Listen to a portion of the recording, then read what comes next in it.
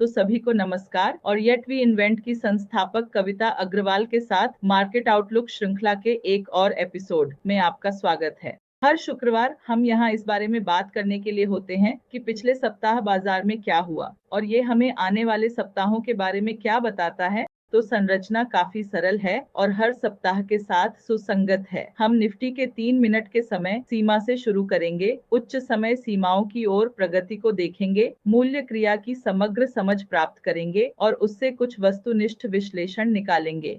हम अन्य क्षेत्रीय सूचकांकों पर भी नजर डालेंगे। यह कुछ नया है जो हमने कुछ सप्ताह पहले शुरू किया था, जिसमें हम सभी क्षेत्रीय सूचकांकों को व्यक्तिगत रूप से देखते हैं और हम तुलनात्मक चार्ट विश्लेषण पर भी ध्यान देंगे ताकि यह बेहतर समझ सके कि कौन सा क्षेत्र अगले कुछ सप्ताहों में तालिका में आ सकता है। चलो मैं अपनी स्क्रीन साझा करता हूँ। यह, जैसा कि आप देख सकते हैं, निफ्टी का 3 मिनट का समय सीमा है और चलिए विश्लेषण के साथ शुरू करते हैं। पहली बात, हम 3 मिनट के समय सीमा पर क्या देखते हैं। यह पूरा बिंदु है जहां मुझे लगता है कि निफ्टी में एक नया रैली शुरू हुआ है जो 5 अगस्त के आसपास है। तो इस नए रैली का संकेत एक विशाल सकारात्मक विभाजन द्वारा दिया गया था। तब से जो हमने देखा वह यह था कि निफ्टी ने 3 मिनट के चार्ट पर 30 के स्तर का सम्मान करना शुरू कर दिया, जबकि पहले यह लगातार 30 के स्तर को तोड़ रहा था, जो यह संकेत देता है कि और सुधार आ सकता है। इसलिए 30 के स्तर का सम्मान करना शुरू कर दिया और यह 70 के स्तर के ऊपर जाने लगा। इसे रेंज शिफ्ट कहा जाता है। फिर यहाँ यही जगह है जहाँ गति वास्तव में बढ़ी और हमने देखा कि RSI 40 से 70 रेंज में शिफ्ट हुआ, जो मजबूत सकारात्मक विभाजन का संकेत है। और इस रैली के अंतिम चरण में फिर से थोड़ा नकारात्मक रेंज शिफ्ट होता है, जो 27 अगस्त को बने इस नकारात्मक विभाजन के साथ शुरू होता है। तब से हमने क्या देखा? हमने देखा कि यह मूल रूप से रैली का आखिरी चरण था और अब हम सुधार में चले गए हैं। तो बाजार में एक बहुत सूक्ष्म बदलाव हुआ है। तो यहाँ अगर हम रेंज खींचते हैं तो यह मूल रूप से वह रेंज है जिसमें सूचकांक है, लेकिन अब आप देख सकते हैं कि RSI ने एक सकारात्मक विभाजन बनाया है। इसलिए तकनीकी विश्लेषण में हम कहते हैं कि इतिहास अपने आप को दोहराता है। तो यहाँ फिर से निफ्टी ने आज के अंतिम आधे अबोम में निम्नतम निम्न बनाए हैं, लेकिन 3 मिनट के समय सीमा पर RSI ने उच्चतम निम्न बनाए हैं, जिससे हम सकारात्मक विभाजन कहते हैं। अब यह सकारात्मक विभाजन स्पष्ट रूप से पुष्टि नहीं हुआ है। जब निफ्टी 25,000 स्तरों के ऊपर स्थिर रहेगा तब इसकी पुष्टि होगी। सही है। अब हम 15 मिनट के समय सीमा पर चलते हैं। अब यदि हम 15 मिनट पर उसी विश्लेषण को देखें तो यह और भी स्पष्ट है। विशाल सकारात्मक विभाजन, मजबूत रैली, नकारात्मक विभाजन, गिरावट, और यहाँ आप फिबोनाची रिट्रेसमेंट को भी देख सकते हैं जो मैंने खींचा है। तो सबसे नीचे से लेकर सबसे ऊंचाई तक अगर आप देखें तो ये लगभग 28.2% है जो कि रिट्रेस किया गया है। या आप इस ऊपर की ओर के केवल इस रिट्रेसमेंट को भी ले सकते हैं, क्योंकि इस रैली का यह हिस्सा पहले ही यहाँ सुधारित हो चुका है। तो इस पूरे रैली में लगभग 38.2% की सुधार हुई है। अब क्योंकि गति बहुत मजबूत है, मैं यहाँ 38.2% से अधिक सुधार की उम्मीद नहीं करता। इसके अलावा यह स्तर दैनिक समय सीमा के लिए असली शिखर है। हम इसे देखेंगे। इसका क्या मतलब है जब हम दैनिक समय सीमा पर जाएंगे? इसके अलावा एक सकारात्मक विभाजन हुआ है, लेकिन फिर से निफ्टी को 25,000 के प्रतिरोध के ऊपर बने रहना होगा। 25,000 मीटर वास्तव में हमें यह बताने के लिए कि एक नया रुझान स्थापित हुआ है। मुझे लगता है कि इंडेक्स को उस लय में स्थिर होने में कुछ दिन लग सकते हैं। 75 मिनट के समय सीमा पर आते हैं तो 75 मिनट का समय सीमा बहुत तेजी से दिखता है। मैं इस चार्ट को बेहतर दृश्यता के लिए थोड़ा साफ करने जा रहा हूँ। चलो इसे भी हटा देते हैं। ठीक है, अब हमारे पास केवल कुछ समर्थन प्रतिरोध क्षेत्र और कुछ ट्रेंड लाइंस हैं। मूविंग एवरेजेस के लिए हमें वॉल्यूम की आवश्यकता नहीं है, तो चलो इसे हटा देते हैं। अब यह हमें क्या बता रहा है? यह हमें बता रहा है कि एक बहुत मजबूत अप ट्रेंड है। चलो इस ट्रेंड लाइन को प्रतिरोध की ओर बढ़ाते हैं और यह ट्रेंड लाइन यहाँ रह सकती है। मुझे लगता है कि यह ट्रेंड लाइन थोड़ा नीचे जा सकती है ताकि इनसे इंटरेक्ट कर सके। तो मैं जो देख रहा हूँ वह यह है कि इस ट्रेंड लाइन का पहले ही एक बार परीक्षण किया गया है, इसे 2 बार परीक्षण किया गया है और हम कुछ सुधार देख रहे हैं जो 20 EMA के लिए ठीक है। यह नीली लाइन 20 EMA है। यह अब इंडेक्स के लिए एक मजबूत समर्थन के रूप में कार्य करने लगी है। अब यह देखने के लिए कि क्या यह वास्तव में समर्थन के रूप में कार्य करता है या हम आगे और सुधार देखते हैं। यदि हम 3 और 15 मिनट के समय सीमा पर देखे गए इस सकारात्मक विभाजन में विफलता होती है, तो हम निफ्टी से कहां जाने की उम्मीद करते हैं? तब हम उम्मीद करते हैं कि निफ्टी में सुधार होगा। और अगला समर्थन, मुझे लगता है कि अगला प्रमुख समर्थन कहीं यहाँ है। तो आप इस विशाल गैप को देख सकते हैं।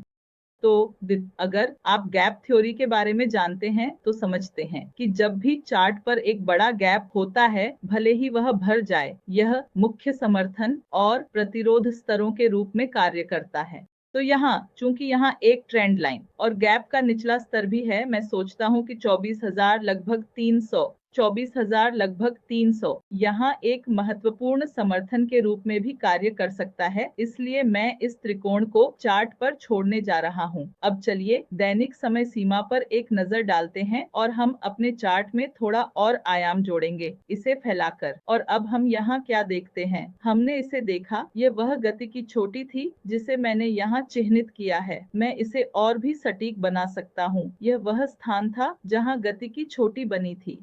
वास्तव में मैं इस उच्च स्तर को ध्यान में लेना चाहता हूँ। यह शिखर और यह शिखर, यहीं पर RSI ने अपने उच्चतम स्तर को छुआ। वास्तव में यह चिह्नित करने के लिए एक अधिक उपयुक्त स्तर है। आमतौर पर यह असली उच्च स्तर इतना महत्वपूर्ण क्यों है? क्योंकि जब रैली बिना गति के समर्थन के जारी रहती है, तो यह मूल रूप से जड़ता की स्थिति से बाहर होती है। जहां यह मजबूत गति में थी, अब इंजन बंद हो गया है, लेकिन यह फिर भी आगे बढ़ती है। तो यहाँ यही हुआ है। आमतौर पर असली उच्च स्तर पर एक पुल बैक बहुत सामान्य रूप से देखा जाता है, ताकि सूचकांकों को एक बूस्टर शॉट मिल सके और वे ऊपर जा सके। हमने यहाँ भी बूस्टर शॉट के सिद्धांत को देखा, जब 75 मिनट के समय सीमा का असली पीक परीक्षण किया गया और यह पूरा रैली सामने आई। तो यहाँ दैनिक समय सीमा पर भी एक असली पीक है। अब दैनिक समय सीमा पर एक छोटी नकारात्मक विभाजन है, लेकिन अगर आप जूम आउट करते हैं तो यहाँ पिछली बार भी एक छोटी नकारात्मक विभाजन देखी जा सकती है। चार्ट को रीसेट करते हैं और पिछले नकारात्मक विभाजन पर ध्यान केंद्रित करते हैं, और जब यह नकारात्मक विभाजन हुआ था तब क्या हुआ? अब क्योंकि भारतीय बाजार में निफ्टी का अंतर्निहित रुझान इतना मजबूत है कि इस पूरे नकारात्मक विभाजन ने वास्तव में कोई सुधार नहीं देखा। वास्तव में जो देखा वह एक ऊपर की ओर रुझान का समेकन था और वास्तव में कुछ भी नहीं बदला है। वास्तव में गति केवल मजबूत हुई है। तो जैसे मैंने कहा, मेरी अपेक्षा है कि हम वर्तमान में इंडेक्स में मजबूत गति देखना जारी रखेंगे। अभी यह थोड़ी सी सांस ले रहा है, इसमें घबराने की कोई आवश्यकता नहीं है। मैं उम्मीद करता हूँ कि रैली जल्द ही फिर से शुरू होगी। 3 मिनट और 15 मिनट के अंतर दिन समय सीमा ने पहले ही सकारात्मक विभाजन दिखाना शुरू कर दिया है, और अतीत में अगर आप देखें तो 15 मिनट का समय सीमा बार बार इंडेक्स में संभावित उलटफेर का एक बहुत अच्छा संकेतक रहा है, जो समय पर नकारात्मक और सकारात्मक विभाजनों को शिखरों और तल पर बनाकर मूल रूप से हम सकारात्मक विभाजन की घटना पर निर्भर कर रहे हैं, जो स्पष्ट रूप से एक गारंटी नहीं है, क्योंकि सकारात्मक विभाजन के 3 संभावित परिणामों में से एक है कि मूल्य सुधार को रोकने के लिए यह उलटफेर और रैली की ओर बढ़ रहा है, जो सबसे अच्छा संभावित परिणाम है। लेकिन इसका मतलब यह भी हो सकता है कि जो नकारात्मक गिरावट हम कीमत में देख रहे हैं, वह बस रुक जाएगी और कुछ समेकन में बदल जाएगी। इसका मतलब यह है कि आपकी सकारात्मक विभाजन बिना किसी वास्तविक सकारात्मक गतिविधि के समाप्त हो जाएगी, या अगला संभावित परिणाम यह है कि सकारात्मक विभाजन है लेकिन न तो समेकन है और न ही ही यह पूरी तरह से विफल हो जाता है। यह सिर्फ इसलिए है क्योंकि RSI एक सीमित संकेतक है और यह RSI की एक सीमा है। यदि यह एक बहुत मजबूत और तेज गिरावट का अनुभव कर रहा है तो यह कुछ सकारात्मक विभाजन दिखा सकता है, जो इस मामले में ज्यादा मायने नहीं रखता। इस मामले में गिरावट इतनी मजबूत नहीं है, इसलिए RSI की सीमा ऐसी नहीं है जिसे मैं हल करने की उम्मीद करूं। हालांकि इस सकारात्मक विभाजन की पुष्टि फिर से निफ्टी के 25,000 के स्तर के ऊपर जाने से होनी चाहिए। मेरा मतलब है फेथ थॉम्पसन। अगर ऐसा होता है तो जैसा कि मैंने अपने विश्लेषक टिप्पणी में कहा, कल या परसों मैं इंडेक्स पर 25,500 के प्रतिरोध पर नजर रख रहा हूं। तो हम जानते हैं कि अगली आने वाली समर्थन और प्रतिरोध स्तरों पर ध्यान देना है। अब एक स्विंग ट्रेडर के रूप में मेरी रणनीति क्या है? स्पष्ट रूप से पिछले 2 दिनों में इस सुधार के कारण, हालांकि इस सुधार का अंतिम चरण मैं इसकी उम्मीद नहीं कर रहा था। मैंने उम्मीद की थी कि चार्ट पर जो नकारात्मक विभाजन हुआ था वह तब महसूस किया गया जब यह स्तर 30 छुआ गया। मुझे एहसास नहीं हुआ कि यह सुधार का पहला चरण था और एक और चरण आने वाला था, लेकिन मैं तैयार था। जब मैं बाजार में होता हूं तो मैं हमेशा अप्रत्याशित जोखिम से निपटने के लिए तैयार रहता हूं, क्योंकि यही हमारी चुनौती है। इसलिए मैंने स्टॉक्स पर अपने स्टॉप लॉस को बहुत अच्छे से सेट किया था और मेरे कई स्टॉप लॉस ट्रिगर हो गए, लेकिन क्योंकि मैंने इस सकारात्मक विभाजन को भी देखा, मैंने उन पोर्टफोलियो में कुछ छोटे चयन किए जिनका मैं प्रबंधन करता हूं। तो मेरी रणनीति है कि मैं बाजार में निवेशित रहूं, सक्रिय रूप से अवसरों की तलाश करूं और बाजार में उतार चढ़ाव का खेल खेलूं, बिना अपनी भावनाओं को बीच में आने दिए। अब इसके साथ चलिए सभी सूचकांकों की इस वॉच लिस्ट पर चलते हैं और हम सूचकांकों के माध्यम से एक एक करके जाएंगे और यह आकलन करेंगे कि बाजार हमें क्या बताने की कोशिश कर रहा है। तो बैंक निफ्टी, मैंने आपको पहले ही चेतावनी दी है, खासकर निजी बैंकों के लिए। यह प्रतिरोध मैंने अगस्त के मध्य में खींचा था और आप देख सकते हैं कि बैंक निफ्टी ठीक इसी प्रतिरोध पर लगभग 21,500 पर आया है और नीचे की ओर बढ़ना शुरू कर दिया है। अब क्योंकि बैंक निफ्टी थोड़ी नकारात्मक रेंज में लगता है, मेरी अपेक्षा है कि हम यहां थोड़ी और सुधार का अनुभव करने जा रहे हैं। 50,000 के स्तर पर मजबूत समर्थन है, लेकिन हम 46,000 और 28,600 के स्तर तक सुधार भी देख सकते हैं। व्यक्तिगत रूप से बैंकों के चार्ट को देखते हुए मुझे कोई बड़ी अवसर नहीं दिखाई दे रहा है। आप बैंकों पर नजर रखना चाहेंगे, लेकिन तत्काल अवसर या तत्काल प्रवेश के लिए नहीं। आप इसे समय देना चाहते हैं, शायद 1, 2 या शायद 3 सप्ताह से भी अधिक, और भविष्य के दृष्टिकोण से तारीख सेटअप की तलाश करें, न कि तुरंत। अब बस एक त्वरित याद दिलाना चाहता हूं कि अगर आप लोग चाहते हैं कि मैं सत्र के अंत में आपके सवालों का जवाब दूं, तो कृपया स्टॉक अनुरोध फॉर्म भरें। यह जान लें कि एक सेबी पंजीकृत विश्लेषक, मुझे उन शेयरों के रिकॉर्ड रखने की आवश्यकता है जिन पर मैं सार्वजनिक मंचों पर चर्चा करता हूं। तो कोई स्टॉक आपके पास जो भी प्रश्न हैं, उन्हें स्टॉक अनुरोध फॉर्म के माध्यम से मुझ तक पहुंचना चाहिए। जब तक कि आप झूम प्रतिभागी न हो, तो मैं जिग्नेश शाह को देख सकता हूं, जो ईटी प्लेटफॉर्म पर एसबी कार्ड के विश्लेषण के लिए पूछ रहे हैं। तो जिग्नेश जी, आपको स्टॉक अनुरोध फॉर्म भरना होगा और मैं आपके लिए तुरंत टिप्पणियों में स्टॉक अनुरोध फॉर्म साझा कर रहा हूं। तो पीएसयू बैंक क्षेत्र में हमारे पास यहाँ क्या है? यहाँ मैं फिर से देख सकता हूँ 75 मिनट के समय सीमा ने एक बहुत मजबूत नकारात्मक रेंज शिफ्ट का संकेत दिया है, जो यह दर्शाता है कि बॉस, मैं थोड़ी सुधार की प्रक्रिया से गुजर रहा हूँ।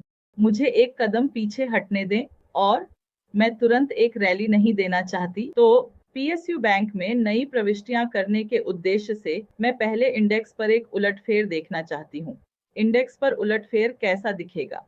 तो अभी मैं देख सकती हूँ कि इंडेक्स 100 ईएमए के नीचे आ गया है। मैं चाहता हूँ कि यह 100 ईएमए के ऊपर जाए और मैं चाहता हूँ कि यह कम से कम एक उच्चता बनाए, इससे पहले कि मैं पीएसयू बैंकिंग क्षेत्र में स्टॉक चुनना शुरू कर सकूं। आगे बढ़ते हैं। मैंने अपनी अलर्ट सेट कर दी है और मैं इसे इंतजार करने दे सकता हूँ। फार्मा बहुत आकर्षक लग रहा है और यह लगातार बहुत मजबूत रैलियां दे रहा है। और वास्तव में यह छोटा सा गिरावट जो यह दिखा रहा है, नई प्रविष्टियां करने का एक बहुत अच्छा अवसर भी है। हालांकि फार्मा स्टॉक्स ने वास्तव में काफी दूर तक बढ़त बनाई है, यह निश्चित रूप से दीर्घकालिक दृष्टिकोण से नहीं है बल्कि अल्पकालिक दृष्टिकोण से। मुझे लगता है कि अगले कुछ हफ्तों में 10-15% प्रकार के लाभ के लिए फार्मा बहुत अच्छा है। फार्मा क्षेत्र में अवसरों की तलाश करें। स्वास्थ्य क्षेत्र के लिए भी वही विश्लेषण है। फार्मा और स्वास्थ्य लगभग जुड़वा भाइयों की तरह हैं। तो मैं यहाँ समय नहीं बिताने जा रही हूँ। एफएमसीजी क्षेत्र की बात करते हुए मैं एफएमसीजी क्षेत्र के प्रति बहुत सकारात्मक नहीं हूँ। 75 मिनट के समय सीमा पर एक विशाल नकारात्मक विभाजन है। तो मैं सुझाव दूंगा कि अगर आपने पहले से एफएम सेक्टर से बाहर नहीं निकला है तो आपको ऐसा करना चाहिए। एफएमसीजी स्टॉक्स अपने आप में बहुत आकर्षक नहीं लग रहे हैं। मैं सोचने की कोशिश कर रहा हूँ कि मैंने आज सुबह आईटीसी पर क्या देखा, इसलिए मैं आईटीसी चार्ट पर वापस चेक करना चाहता हूँ। जैसा कि मैंने कहा, इसमें विशाल नकारात्मक विभाजन है, इसलिए मैं लगभग 482 के स्तर तक सुधार की प्रतीक्षा कर रहा हूँ, इससे पहले कि मैं इस स्टॉक को छू सकूं। तो यही मैं करने जा रहा हूं। एफएमसीजी में तुरंत प्रवेश करना बहुत बुरा विचार है। अगला चलें, हमारा अगला सेक्टर कौन सा है? इंफ्रा सब ठीक है। इंफ्रारेड रियलिटी में वे तैयारी कर रहे हैं। बाजार में जो सुधार हमने देखा है उसके सामने रियलिटी स्टॉक ने बहुत लचीलापन दिखाया है। इंफ्रारेड रियलिटी सेक्टर में जो सिफारिशें दी हैं उन्होंने स्टॉप लॉस को ट्रिगर नहीं किया है। इसका कारण यह है कि इंफ्रारेड रियलिटी पहले ही सुधार से गुजर चुका है और इंफ्रारेड रियलिटी में जो अगला उछाल आएगा वह उस रैली में भाग लेगा। इसलिए आपको फार्मा, हेल्थ केयर, इंफ्रा और रियलिटी में अवसरों की तलाश करनी चाहिए। ये 4 सेक्टर अगले 2-3 हफ्तों के लिए बहुत आकर्षक लग रहे हैं और आप तुरंत अवसरों की तलाश शुरू कर सकते हैं। बैंकिंग कुछ ऐसा है कि एफएमसीजी बैंकिंग में आपको शायद 3-4 हफ्ते बाद इंतजार करना पड़ेगा। शायद तब वे आकर्षक हो जाएंगे, लेकिन अभी वे आकर्षक नहीं हैं, इसलिए उनसे दूर रहें। मैं देख सकता हूँ कि 70 मिनट के समय सीमा ने पहले ही एक सकारात्मक विभाजन स्थापित कर लिया है और एक अच्छा सा उच्च भी स्थापित किया है और यह उच्च को फिर से परीक्षण करने के लिए वापस आया है, इसलिए यह पहले ही वापस आ चुका है, हमें एक और अवसर प्रदान करते हुए। 15 मिनट का समय सीमा भी फिर से सकारात्मक विभाजन दिखा रहा है, इसलिए जो लोग इंफ्रा में प्रवेश के अवसर चूक गए थे उनके लिए सूचकांक मूल रूप से आपको प्रवेश करने का एक और मौका दे रहा है। रियल्टी सेक्टर की बात करें तो जैसा कि मैंने कहा, 100 ईएमआई यहाँ एक बहुत अच्छा समर्थन बन रहा है। यह हरा रेखा 100 ईएमआई है और 75 मिनट का समय सीमा सच में ज्यादा जानकारी नहीं दे रहा है। इस प्रकार दैनिक समय सीमा हमें क्या दिखा रही है कि एक नकारात्मक विभाजन हुआ है, मूल्य ने सुधार किया है और बुल रेंज के समर्थन क्षेत्र में आ गया है और यहाँ साप्ताहिक सीमा पर भी ध्यान देने की आवश्यकता महसूस होती है। साप्ताहिक सीमा अंतर्निहित गति बहुत मजबूत रही है और मैं निश्चित रूप से उम्मीद करता हूँ कि यह गति अगले क्वार्टर के लिए जारी रहेगी। अगले 2-3 हफ्तों के लिए रैली का चरण वास्तविकता, इंफ्रा, फार्मा और स्वास्थ्य क्षेत्रों पर है जिन पर मैं ध्यान दे रहा हूँ। अब चलिए ऊर्जा क्षेत्र पर एक नजर डालते हैं। मैं कहूँगा कि पिछले 2-3 हफ्तों में ऊर्जा थोड़ा मिश्रित स्थिति में रही है और एक छोटे समय के दृष्टिकोण से मैं वास्तव में ज्यादा अवसर नहीं देख रहा हूं। वास्तव में यदि आप क्षेत्र के कुछ स्टॉक्स पर नजर डालें तो आईओसी ने हाल ही में एक विशाल रैली दी है और यह अभी भी तेजी में लगता है, लेकिन हमें थोड़ी और पुष्टि की आवश्यकता है। हाल ही में मेरी सिफारिश स्विंग ट्रेड सिफारिश कार्यक्रम में आईओसी में लाभ बुक किया गया और चलिए जल्दी से वॉल्यूम पर एक नजर डालते हैं। ऊपर की ओर वॉल्यूम प्रोफाइल अच्छा है, लेकिन स्टॉक स्टॉक लगातार नकारात्मक विभाजनों या प्रतिरोधों की ओर बढ़ता हुआ प्रतीत हो रहा है और ऐसा लगता है कि इसे दबाया जा रहा है। इसलिए ऊर्जा एक मिश्रित बैग है और इसके प्रति सावधानी बरतना चाहिए। तो हमारे क्षेत्रीय सूचकांक पर वापस आते हैं। तो दोस्तों, यह क्षेत्रीय सूचकांक चार्ट विश्लेषण कुछ ऐसा है जो मैं हर सप्ताह बहुत अनुशासित तरीके से करता हूँ। और यदि आप एक महत्वाकांक्षी पूर्णकालिक स्विंग ट्रेडर हैं, आप इसे भी अपनी प्रैक्टिस में शामिल करें। यह वास्तविक बाजार गतिविधियों के साथ समन्वय स्थापित करने और समाचार मीडिया द्वारा तीसरे पक्ष के विश्लेषकों द्वारा हमारे मन में स्थापित पूर्वाग्रहों को दूर करने के लिए बहुत अच्छा है ना? हमारी अपनी विश्लेषण और अवलोकनों पर भरोसा करना हमेशा समझदारी भरा होता है। याद रखें, समाचार मीडिया और सब कुछ, वे सभी प्रतिक्रियाशील होते हैं, वे पूर्वानुमानित नहीं होते। अगर आप पैसे कमाना चाहते हैं तो आपको या तो एक शोध विश्लेषक के साथ काम करना होगा या आपको अपना खुद का विश्लेषण करना होगा। भारत में वास्तव में विशेषज्ञों के साथ काम करने की संस्कृति नहीं है, इसलिए मैं एक विशेषज्ञ और शिक्षक भी काम करता हूं ताकि अधिक लोगों को शिक्षित कर सकूं। अब वित्त के बारे में, मैं CNN के शील्ड सेवाओं के सूचकांक या इस क्षेत्र के बारे में बहुत सकारात्मक नहीं हूं।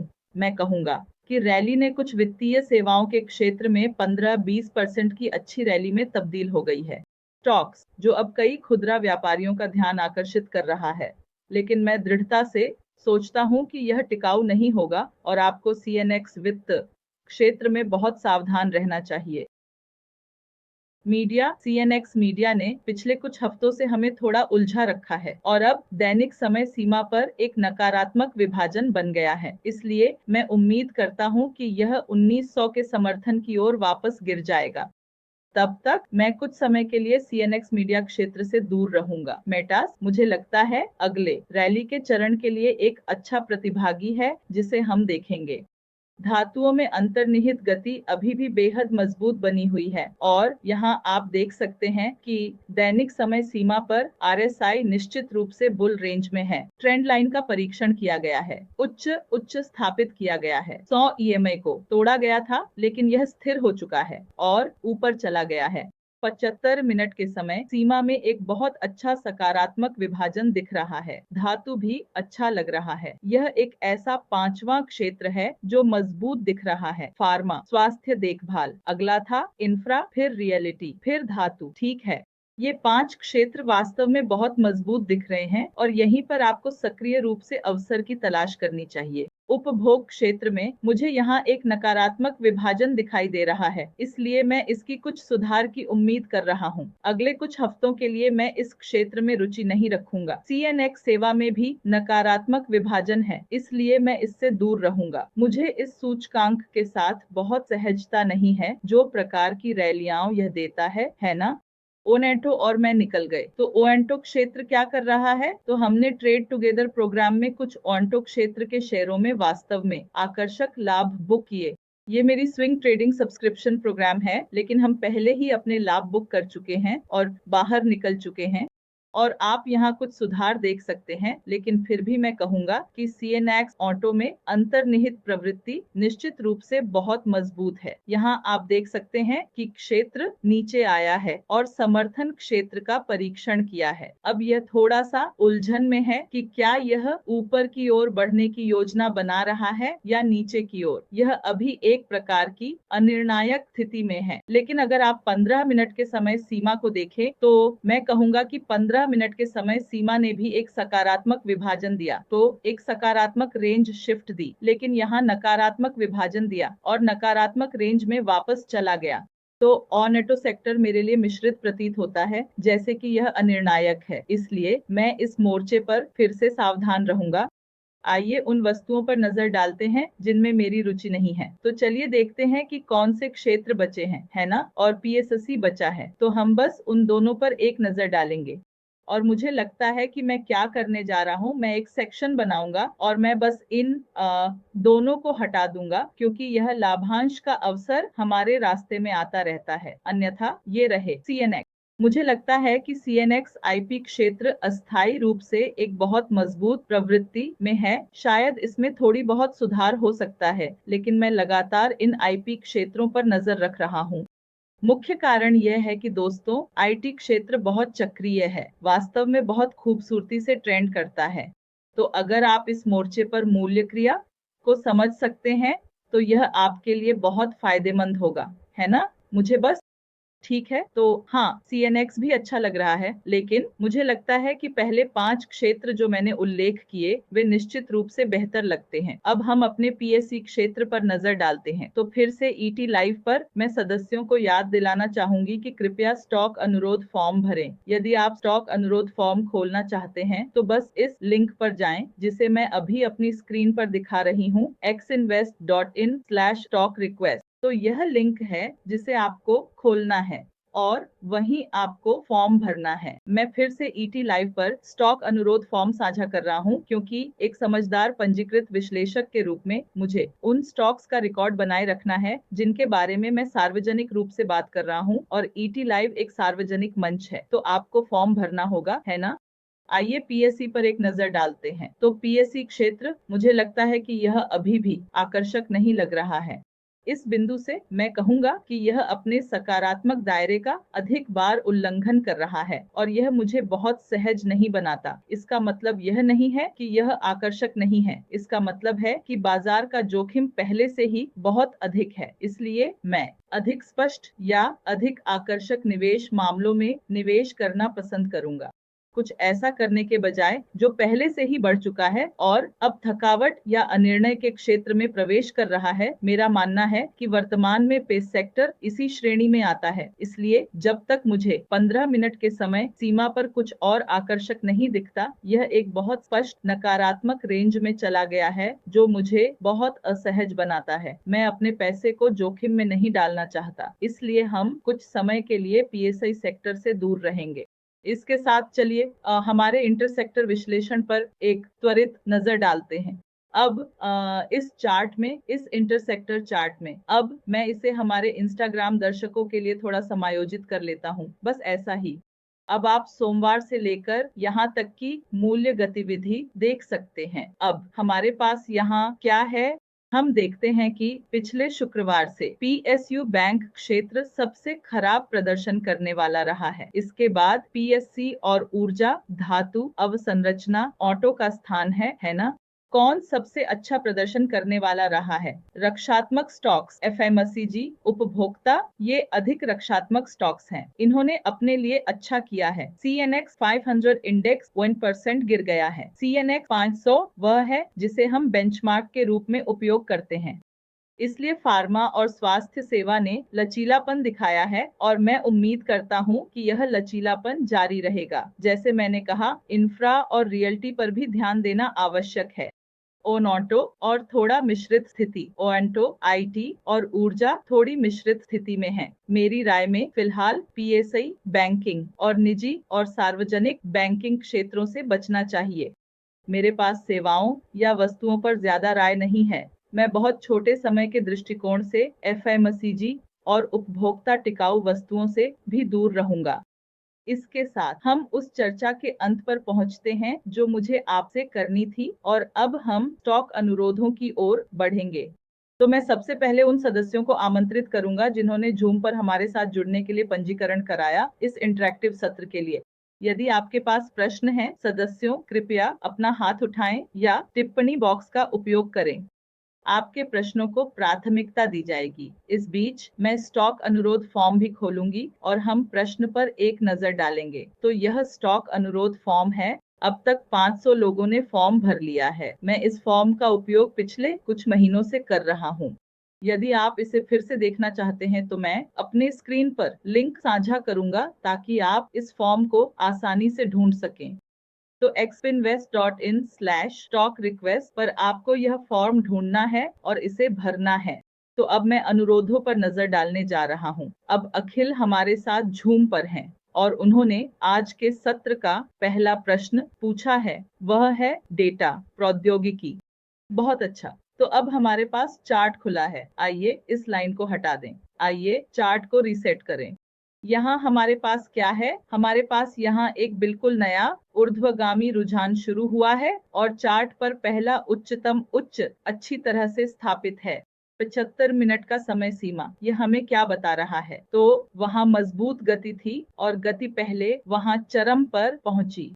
अब याद रखें, जब यह संवेग शिखर बना था तब स्टॉक तकनीकी रूप से अभी भी निम्न उच्च और निम्न निम्न बना रहा था। दूसरा संवेग शिखर यहाँ बना था। अब आधिकारिक रूप से यह संवेग शिखर जो यहाँ बना है, तकनीकी रूप से यदि आप देखें तो कीमत ने इसे फिर से परीक्षण किया है।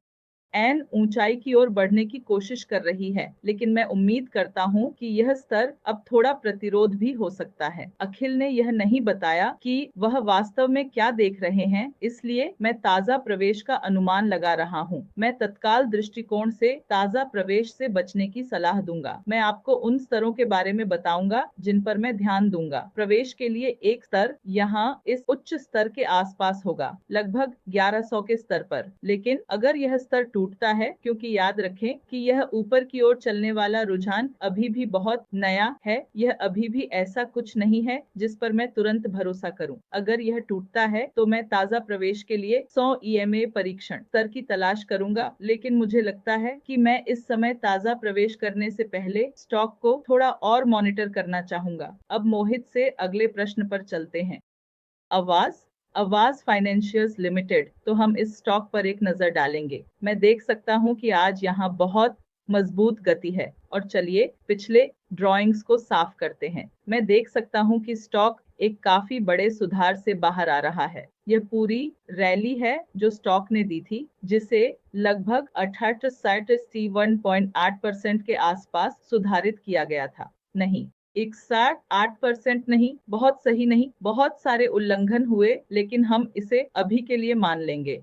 अब अगर आप यहाँ देखें तो स्टॉक ने हमें एक सकारात्मक विभाजन और एक स्पष्ट सकारात्मक रेंज शिफ्ट दी है, इस अर्थ में कि RSI भले ही कीमत अभी भी निम्न स्तर के करीब है, रेंज में बदलाव कर चुका है, जो यह संकेत देता है कि यहाँ गति निश्चित रूप से बदल गई है और स्टॉक ऊपर की ओर बढ़ रहा है। तो अब चलिए 75 मिनट के समय सीमा पर चलते हैं और देखते हैं। यह यहाँ पहला गति पीक था, असली उच्च। इसके बाद यहाँ एक और असली उच्च आया। अब यह असली उच्च परीक्षण किया जा रहा है, भले ही स्टॉक ने काफी बढ़त बनाई हो। चलिए वॉल्यूम पर एक नजर डालते हैं। वॉल्यूम भी काफी अच्छे संकेत दे रहा है। मैं इस रैली की निश्चित रूप से ऊपर की ओर जारी रहने की उम्मीद करता हूँ। पहला विस्तार जो हमने देखा वह लगभग 128 के स्तर के आसपास था और फिर हमने यहाँ 50% सुधार देखा, है ना? और फिर से हमने यहाँ 50% सुधार देखा, है ना? और फिर से इस रैली को फिर यहाँ लगभग 61.8% द्वारा सुधारित किया गया और फिर यह उलट गई। तो मुझे लगता है कि वॉल्यूम और मोमेंटम विश्लेषण, साथ ही मूल्य संरचना विश्लेषण को देखते हुए यह काफी आकर्षक लग रहा है। इसलिए नई स्थिति के साथ आगे बढ़ने में संकोच न करें। अब मैं आपको बताता हूं कि मेरी आकलन के अनुसार आपका स्टॉप लॉस और आपका तत्काल क्या होना चाहिए। तो एक लक्ष्य के दृष्टिकोण से यदि मैं यहाँ एक विस्तार को देखूं, तो कम से कम मैं उम्मीद करूंगा कि स्टॉक पिछले रैली का 1.68x मैच करेगा, जिससे फिलहाल 2034 का एक सतर्क लक्ष्य स्थापित होगा। और चूंकि आज ये कहता है कि स्टॉक ने एक विशाल गैप अप दिया है, इस संभावना के बारे में कि यह गैप भरा जा सकता है, भले ही यह एक ब्रेकअवे गैप की तरह दिखता है, फिर भी पिछली बार भी आप देख सकते हैं कि यहाँ यह गैप बना था और फिर भरा गया और फिर रैली जारी रही। इसलिए आपके स्टॉप लॉस का स्तर 1803 होना चाहिए और आपका लक्ष्य लगभग 2008 होना चाहिए, जिससे हमें 3 से अधिक का जोखिम से इनाम अनुपात मिलता है, जो इसे एक अच्छा स्टॉक आइडिया बनाता है जिसमें भाग लेना है। तो हम क्या कर सकते हैं? हम एक वर्टिकल लाइन सेट कर सकते हैं और एक अलर्ट सेट कर सकते हैं और अगले दिन जब बाजार खुलेगा तो हमें फिर से इसका आकलन करने के लिए एक अलर्ट मिलेगा और फिर तय करेंगे कि क्या आप नई क्रियान्वयन करना चाहते हैं या नहीं। अब साहिल के प्रश्न पर आगे बढ़ते हैं। फाइन ऑनर के लिए देखो दोस्तों, स्क्रीन पर विश्लेषण करने का विचार यह नहीं है कि आप जो मैं विश्लेषण कर रहा हूं और जो परिणाम मैं सिफारिश के रूप में दे रहा हूं उसे सीधे ले लें। मेरे विश्लेषण पर कार्य करना और इसे सिफारिश के रूप में लेना आपके अपने पोर्टफोलियो के लिए बहुत खतरनाक है, क्योंकि बाजार की गतिशीलता के अनुसार मेरा विश्लेषण बदल सकता है। इसलिए यदि आप मुझसे जुड़े नहीं हैं, यदि आप मेरे ग्राहक नहीं हैं, लेकिन आप इन लाइव सत्रों से मुफ्त सलाह ले रहे हैं, तो आप वास्तव में अपने पोर्टफोलियो को अधिक नुकसान पहुंचा रहे हैं, क्योंकि कल जब मेरा दृष्टिकोण बदलता है तो आपको मेरे दृष्टिकोण के बारे में जानकारी नहीं मिलेगी, क्योंकि आप और मैं जुड़े नहीं हैं या आप मेरे काम का हिस्सा नहीं हैं। बहुत सारी आलोचना होती है कि लोग YouTube पर और टीवी पर आते हैं और कहते हैं कि यह केवल शैक्षिक उद्देश्य है। यह केवल शैक्षिक उद्देश्य है, क्योंकि विचार आपको केवल किसी ऐसे व्यक्ति से विचार लेने चाहिए जिसके पास खेल में त्वचा हो, जिससे आप जुड़े हुए हैं और जिस पर आप भरोसा कर सकते हैं। आप मुझ पर भरोसा नहीं कर सकते, क्योंकि मैं स्क्रीन के पीछे बैठा हूं और आप और मैं आपके प्रति कोई दायित्व नहीं रखते।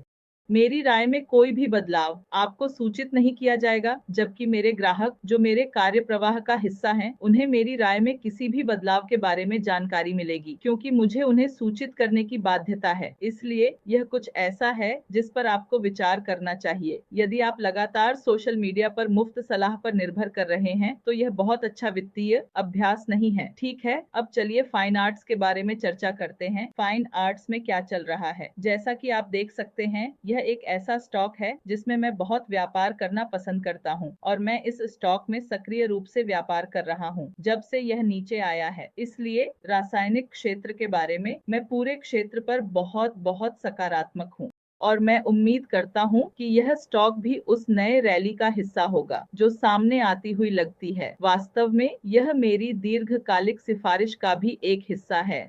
अब साप्ताहिक समय सीमा पर इसने अच्छा सकारात्मक विभाजन दिया है और साप्ताहिक समय सीमा पर एक सकारात्मक रेंज शिफ्ट दी है, जिसका मतलब है कि जबकि यह स्टॉक दीर्घकालिक निवेश के लिए आकर्षक है, यह अल्पकालिक बार बार स्विंग ट्रेडिंग के लिए भी बहुत आकर्षक है। तो दैनिक समय सीमा पर पहला ट्रेंड लाइन खींचते हुए, क्योंकि मैं शॉर्ट टर्म विश्लेषण करना चाहता हूँ, लेकिन मुझे इन ट्रेंड लाइनों का सेट पसंद नहीं है, इसलिए मैं इन्हें हटा दूंगा और मैं इसका उपयोग करूंगा, लेकिन यह निचला स्तर मेरे लिए बहुत विश्वसनीय नहीं है और यह एक नए ट्रेंड की शुरुआत है। इसलिए मुझे लगता है कि मैं बस वही उपयोग करना चाहूंगा जो मेरे पास है, जो कि पिछले ट्रेंड लाइन का सेट है। तो यहाँ मैं देख सकता हूँ कि स्टॉक इस ट्रेंड लाइन को पकड़ने की बहुत कोशिश कर रहा है, इसे वास्तव में तोड़ नहीं रहा है, लेकिन मैं कहूंगा कि यह चैनल अभी अच्छी तरह से स्थापित नहीं है, जबकि ट्रेंड निश्चित रूप से स्थापित है, चैनल नहीं है। तो यहाँ मैं देख रहा था कि क्या कोई नकारात्मक विभाजन है।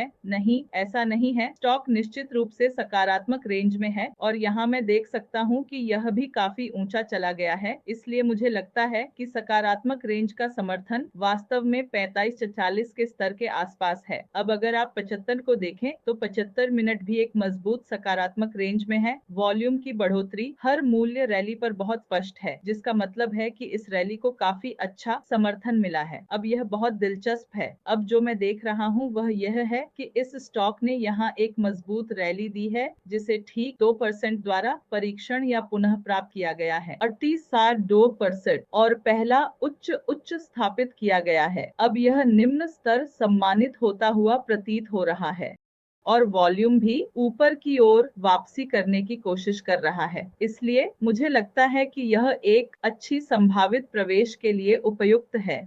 मैं स्टॉप लॉस 5.6 पर बनाए रखूंगा और लक्ष्य के लिए इस स्टॉक के लिए एक बहुत ही संवेदनशील लक्ष्य यह ऊर्ध्वाधर प्रवृत्ति रेखा होगी, 6366, और मैं उम्मीद करता हूं कि यह 1 से 2 महीनों के बीच में पूरा हो जाएगा। मैं अगले दिन के लिए एक आकलन अलर्ट सेट करने के लिए फिर से आगे बढ़ूंगा, क्योंकि अगर मैं नोट्स बनाता हूं तो मैं उन नोट्स को खो दूंगा। मुझे अब अपने बारे में यह पता है। 15 मिनट का समय सीमा भी अंतर्निहित तेजी दिखा रहा है, जिससे मैं बहुत सहज हूँ। इसलिए मुझे लगता है कि यह कुछ ऐसा है जिस पर जोखिम लेना उचित है। अब मैं स्टॉप लॉस को 50 शून्य के करीब क्यों नहीं सेट करूंगा, क्योंकि मैं स्टॉक को दबाना नहीं चाहता। स्टॉक अभी भी तकनीकी रूप से सुधार में है, इसलिए मैं उम्मीद नहीं करता कि यह यहाँ अपने स्थापित निचले स्तर को तोड़ेगा, लेकिन यह पूरा रेंज खरीदने के लिए एक रेंज के रूप में इस्तेमाल किया जा सकता है यदि बाजार की कमजोरी अगले कुछ दिनों तक जारी रहती है। जैसा कि मैंने व्यापक विश्लेषण में कहा था, मैं उम्मीद कर रहा हूँ कि बाजार को स्थिर होने में कुछ दिन लगेंगे, इसलिए अगर थोड़ी सी गिरावट आती है तो मैं फाइन ऑनर्ग से बाहर नहीं निकलना चाहता। तो चलिए अब सत्विक की ओर बढ़ते हैं। सत्विक पूछ रहे हैं कि माजदा में उनका stop loss trailing stop loss सक्रिय हो गया है। अब 3 मिनट का RSI पुनः प्रवेश के लिए पीढ़ी दे रहा है, तो मुझे और कौन से संकेतों पर ध्यान देना चाहिए? सत्विक, जैसा कि मैं जानता हूं, आप एक इंट्राडे ट्रेडर नहीं हैं, इसलिए आपकी निर्णय लेने की प्रक्रिया 3 मिनट के आधार पर नहीं होनी चाहिए। हाँ, माजगॉन डॉग भी सक्रिय विचारों का हिस्सा था और पूंजी की सुरक्षा के लिए मैंने स्टॉप लॉस को सक्रिय होने की अनुमति दी है। फिर भी मैं माजदा के प्रति बहुत आशावादी हूँ। इसका कारण ये है कि 15 मिनट का समय सीमा एक मजबूत सकारात्मक विभाजन का संकेत दे रहा था और तब स्टॉक ने एक नया उच्च स्थापित किया। इसलिए मैं स्टॉक को 50% उपचार के लिए रखने के लिए तैयार था। जैसे ही यह 50% मार्क को तोड़ता है, मैंने स्थिति से बाहर निकलने का निर्णय लिया, क्योंकि मैं फिर से उस समय भाग लेना चाहूंगा जब रैली खुद को स्थापित करे। अब इसका कारण यह है कि माजदा एक बहुत ही अस्थिर स्टॉक है, इसलिए मैं यहाँ अधिक जोखिम नहीं लेना चाहता। अब आप देख सकते हैं कि स्टॉक 20 EMI के नीचे है। मैं यह देखना चाहूंगा कि स्टॉक 20 EMI के ऊपर स्थिर रहता है और फिर मैं यहाँ एक नई प्रविष्टि करूंगा। मेरे स्टॉक में अंतर्निहित प्रवृत्ति काफी बुलिश बनी हुई है, लेकिन अल्पकालिक दृष्टिकोण के लिए आपको स्टॉक में थोड़ी अधिक स्थिरता का इंतजार करना होगा। आमतौर पर एक स्टॉक जो सुधार से बाहर आ रहा है, मैं बनाए रखूंगा। हाल के निचले स्तर के नीचे स्टॉप लॉस, लेकिन चूंकि मासडॉक एक बहुत ही अस्थिर स्टॉक है, इसलिए सबसे निचला स्टॉप लॉस लगभग 15-20% होगा, जो मेरे लिए बहुत बड़ा है। तो मैं एक अपेक्षाकृत सतर्क दृष्टिकोण अपनाऊंगा। मैं स्टॉक के 20 EMA के स्तर के ऊपर फिर से टिके रहने का इंतजार करूंगा। यही वह जगह है जहां मैंने आखिरी एंट्री ली थी और स्टॉप के साथ बाहर निकल गया। मैं तब प्रवेश करूंगा जब 20 EMA स्थिर हो जाए। ऐतिहासिक विश्लेषण करें तो आप देखेंगे स्टॉक अपनी अस्थिरता के कारण सुधार करता है, तो यह 20 EMA के नीचे गहराई तक जा सकता है, लेकिन यह हमेशा समझदारी है। जब यह 20 EMA के ऊपर स्थिर होता है तो स्टॉक को फिर से खरीदें। तो अगर यह 20 EMA के नीचे है तो जोखिम नहीं लेना चाहता कि यह मेरे प्रवेश स्तर से 20% नीचे चला जाएगा। तरह के जोखिम में नहीं पड़ना चाहता। तो अपने जोखिम को प्रबंधित करने के लिए मैं स्टॉक के 20 EMA के ऊपर टिके रहने का इंतजार करूंगा। इसलिए मैं सुझाव दूंगा कि आप दैनिक समय सीमा पर 20 EMA पर एक अलर्ट सेट करें और स्टॉक के इसके ऊपर टिके रहने का इंतजार करें। चलिए साहिल के लिए फाइनोंग, मैं सुझाव दूंगा कि आप 1 साल तक रुके। फाइनोंग, मैं 1 या 2 साल के भीतर एक जीवन काल उच्च की उम्मीद कर रहा हूँ। फाइनोंग उस दृष्टिकोण से एक काफी अच्छी कंपनी है। अब चलिए स्टॉक अनुरोध फॉर्म पर चलते हैं। मैं देख सकता हूं कि सुनील कपूर जी, जो हमारे साथ YouTube पर जुड़े हैं, फिर से सबसे तेज उंगली पहले बने हैं। उन्हें लगता है कि उन्होंने फॉर्म का उपयोग करके स्टॉक अनुरोध प्राप्त करने का कोड समझ लिया है। अच्छा कर रहे हैं सुनील जी। तो चलिए आपके लिए लेमनेट्री पर एक नजर डालते हैं। मैं देख सकता हूं कि आज ET लाइव में बहुत सारे सक्रिय सदस्य आ रहे हैं और कई प्रश्न पूछे जा रहे हैं, लेकिन मैं वास्तव में आशा करता हूं कि सदस्य मेरे साथ सहमत हैं और वे उस फॉर्म को भरने में सक्षम हैं जिसे मैंने उन्हें स्टॉक अनुरोधों के लिए भरने के लिए कहा है।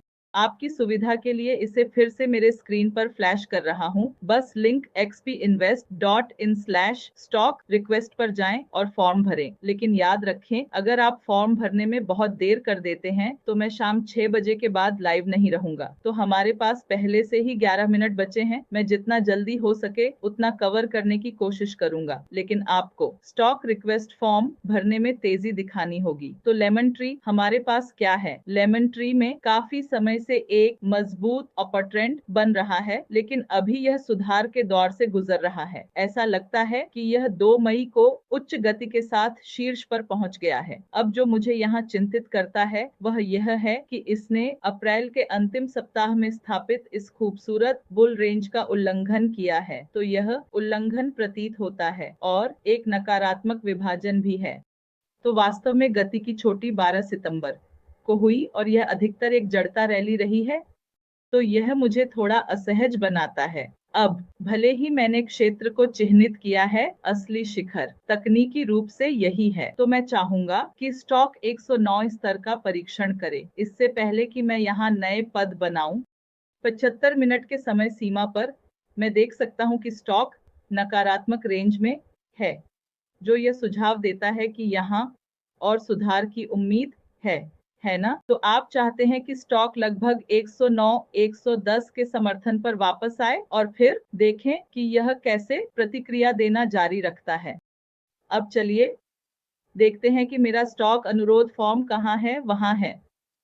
हमने श्री सुनील के लिए लेमन ट्री पर नजर डाली है।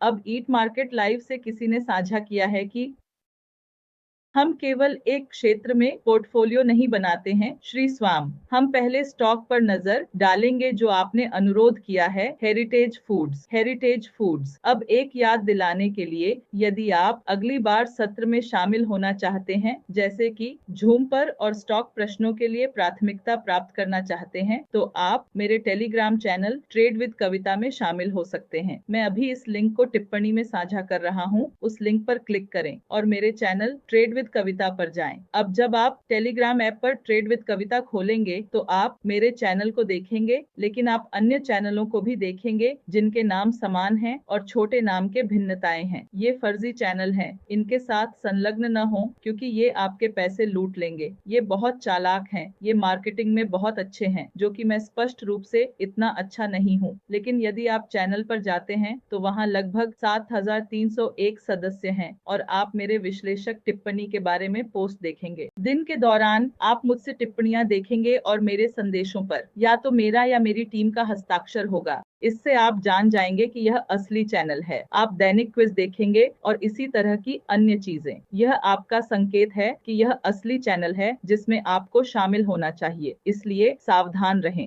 विरासत खाद्य पदार्थों पर वापस आते हुए, जैसा कि मैं देख सकता हूँ, विरासत खाद्य पदार्थों में एक बहुत मजबूत अंतर्निहित ऊपर की प्रवृत्ति है, लेकिन यह एक अस्थिर स्टॉक है। आपको सावधान रहना चाहिए और यहाँ अल्पकालिक व्यापार से बचना चाहिए, क्योंकि याद रखें कि अस्थिर स्टॉक्स पर अल्पकालिक व्यापार की लागत बहुत अधिक होती है। अब चूंकि इस स्टॉक ने रैली शुरू की है, इसका पहला सुधार लगभग 88.2% था, जो एक सुपर ट्रेंडर स्टॉक के लिए बहुत सामान्य है। यह स्पष्ट रूप से एक सुपर ट्रेंडर स्टॉक है ना? और यहाँ जो दूसरी रैली आई वह केवल 23.0% की बहुत मामूली सुधार के साथ ठीक हुई। मैं तो यह भी नहीं कहूंगा कि यह तीसरी लहर थी। मुझे लगता है कि यह एक आंतरिक सुधार था, लेकिन मैं इसे चार्ट पर चिह्नित करूंगा। लेकिन मुझे लगता है कि यह तीसरी लहर का अंत है। मैं निश्चित रूप से सोचता हूँ कि मेरा विश्लेषण यह सुझाव देता है कि विरासत खाद्य पदार्थों में अभी भी और संभावनाएं बाकी हैं, भले ही हाल ही में इसका प्रदर्शन काफी मजबूत रहा हो। यह एक और 28.2% सुधार था, लेकिन ऐसा लगता है कि इसने यहाँ एक आधार बना लिया है। हाँ, अगर आप 75 मिनट के समय सीमा पर देखें तो स्टॉक आमतौर पर क्या करना पसंद करता है, इसकी विशेषताओं को देखते हुए एक नई स्थिति बनाने का अच्छा समय तब होगा जब रैली मूल रूप से वापस आए। बुनियादी रूप से मैं आमतौर पर एक ब्रेकआउट ट्रेडर नहीं हूँ, लेकिन ऐसे स्टॉक के लिए ब्रेकआउट का इंतजार करना बेहतर है।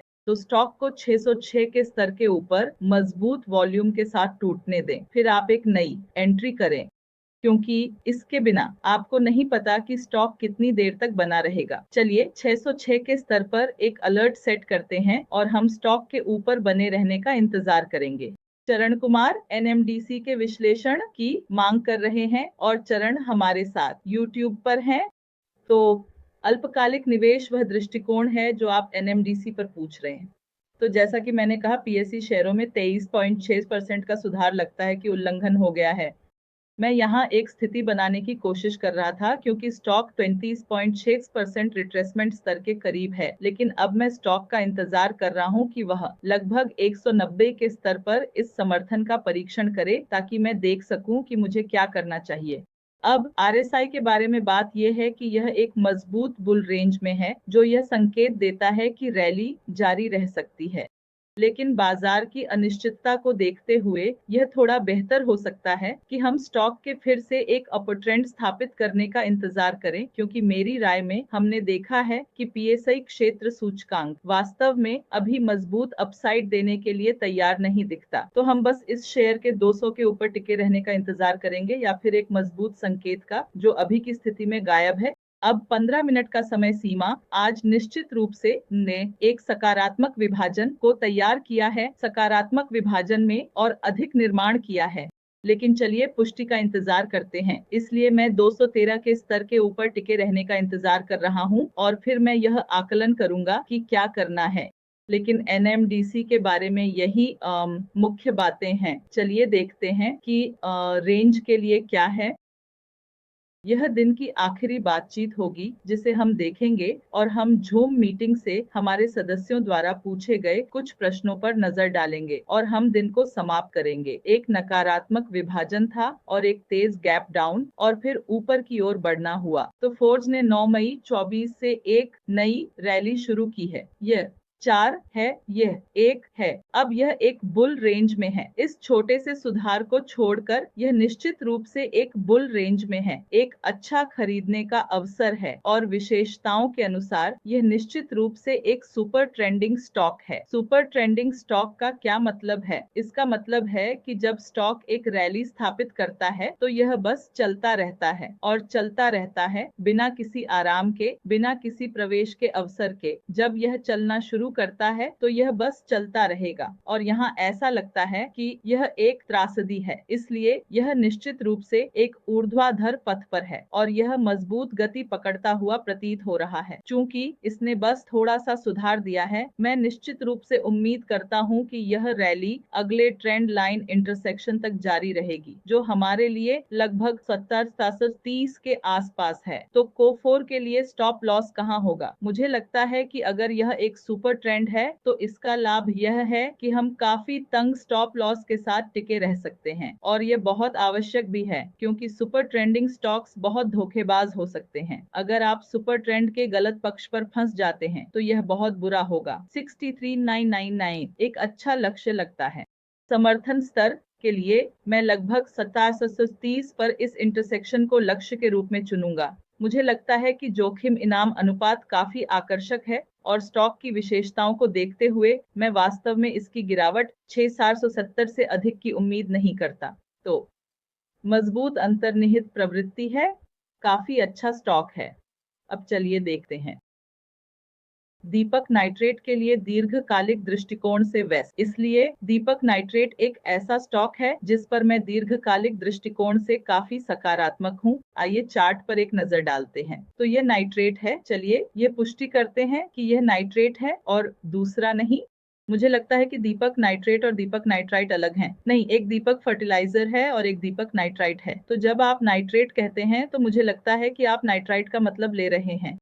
तो वर्तमान में आपकी योजना 20 से 2200 के बीच संचय करने की है।